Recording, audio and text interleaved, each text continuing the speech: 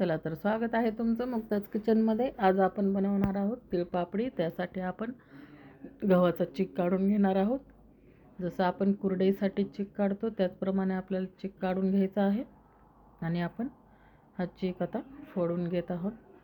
आणि आपल्याला हा चीक आता पाणी मी ठेवलेलं आहे आदन पाण्याचं, आणि पाण्याला उकळी आली की आपल्याला हा चीक असा हटून घ्यायचा आहे। आता हा चीक मी हटायला ठेवलेला आहे। हा बघा, हा घट्ट झालेला आहे। आता एका साईडला मी पाणी गरम करायला ठेवलेलं आहे। उकळलेलं पाणी याच्यात सोडायचं आणि याला सैल करून घ्यायचं। हे असं थोडं थोडं पाणी सोडायचं आणि सैल करायचा, कारण आपल्याला याच्या पापड्या बनवायच्या आहेत। आता याच्यामध्ये आपण तीळ टाकून घेणार आहोत। चवीप्रमाणे तुम्ही मीठ टाकून घ्या। मिठाचं माझ्याकडून स्किप झालेलं आहे। आता हे बघा, तीळ टाकलेले आहेत आपण। भरपूर सारे तीळ टाकायचे तिळपापडीला।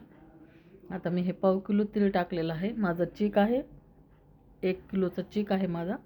1 किलोच्या चिकाला पाव किलो तीळ टाकायचे आणि ह्या भरपूर होतात पापड्या, तिळपापड्या। आता हा बघा, अशा छोट्या छोट्या घालून घ्यायच्या तिळाच्या पापड्या, थोड्याशा पसरून घ्यायच्या। कारण हे जास्तही पातळ केलं तर नंतर पापड्या अशा आपल्या पॉलिथिनला चिटकून बसतात। त्याच्यामुळे थोडंसं घट्टसरच ठेवायचं आणि पापड्याही छान होतात ह्या। आणि खायला तर तुम्ही, आता आपण दुसऱ्या पापड्या बनवतो त्या तळून किंवा भाजून खातो, ह्या पापड्या आपण कच्च्याही खाऊ शकतो। कच्च्याही खाल्ल्या तरी खूप छान लागतात।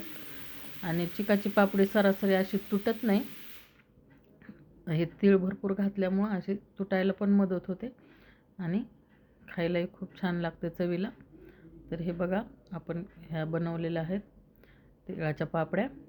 बघा झालेल्या आहेत। आता हे बनवून आपल्या सगळ्या पापड्या कशा मस्त झालेल्या आहेत बघा, असे तीळ कसे दिसत आहेत त्याच्यामध्ये।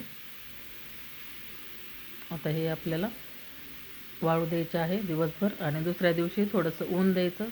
आता हे बघा, दोन ऊन झालेले त्याला। आता मी तुम्हाला तळून दाखवत आहे। चांगल्या प्रकारे ही आता फुलत आहे पापडी।